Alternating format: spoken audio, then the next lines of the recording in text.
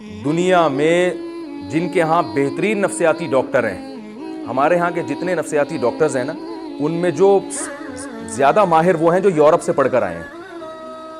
ایسا ہی ہے نا، میں نفسیاتی ڈاکٹروں سے ملا ہوں، جو یورپ سے پڑھ کر آئے ہیں نا، وہ یہاں کے ڈاکٹروں کو مانتے ہی نہیں ہیں۔ وہ کہتے ہیں ابھی ان کو کیا پتا، وہ تو یورپ تو بہت آگے جا چکا ہے اس فیلڈ میں۔ لیکن کمال کی بات یہ ہے کہ جن ڈاکٹروں سے آپ پڑھ کر آ رہے ہو، وہ اپنی قوم کی کو اسٹریس سے اور ڈپریشن سے نہیں نکال سکتے۔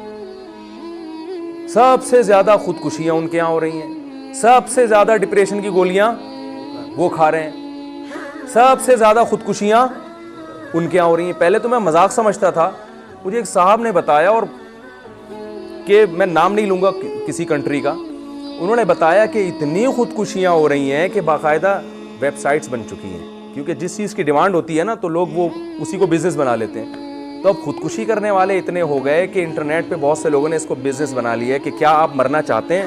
اگر آپ کا جواب جی میں ہے تو ہمارے پاس آپ کو مارنے کے درج ذیل بہترین طریقے ہیں۔ اجتماعی سطح پہ مرنا چاہتے ہیں آپ جیسے اور بھی کچھ ٹینشن زدہ لوگ ہیں تو اس کا بھی ایک الگ سے انتظام ہے، اور اگر آپ اکیلے مرنا چاہتے ہیں اور گارنٹی کے ساتھ مریں گے آپ بتاؤ یار، وہ قومیں، آپ کو پتہ ہے دنیا میں نام نہیں لینا چاہتا، آج کل میرے باہر سفر بھی ہو رہے ہیں تو بعض دفعہ خطرہ ہوتا ہے کہ وہ کہیں گے ادھر تو ہمارے بارے میں یہ بول رہا تھا، اب ویزا لینے آ گیا ہے۔ تو ایسے ایسے ملک جو ٹینشن فری ہیں، لیکن انہی میں سب سے زیادہ ٹینشن ہے۔ وجہ کیا ہے کہ جو چیز جس کے لیے بنی ہوتی ہے، اگر آپ اس کو اس کے علاوہ کسی اور کام میں لگاؤ گے تو یہ فطرت سے بغاوت ہے یا نہیں ہے؟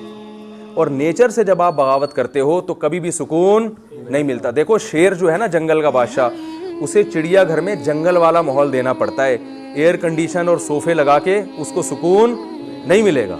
اب آپ نے چڑیا گھر سے زو میں آپ شیر لے کر آ گئے، آپ نے کہا یار وہاں بیچارہ ایسے ہی پڑا رہتا تھا، کانٹے بھی لگ سکتے تھے، یہاں کارپٹ بچھا کے صوفہ اور ایل ای ڈی بھی لگا دیا آپ نے، ڈاکومنٹری بھی لگا دی صحیح ہے نا، اور جناب وہ ایئر کنڈیشن روم، تو شیر تو تھوڑے دنوں میں مر جائے گا نا، پاگل ہو جائے گا وہ۔ تو بالکل اسی طریقے سے انسان کی بھی ایک نیچر ہے، وہ نیچر کیا ہے؟ فطرت اللہ التی فطر الناس علیہا، اللہ فرماتے ہیں یہ وہ فطرت ہے جس پر اللہ نے انسان کو پیدا کیا ہے، وہ نیچر اسلام کے علاوہ کچھ اور نہیں ہے۔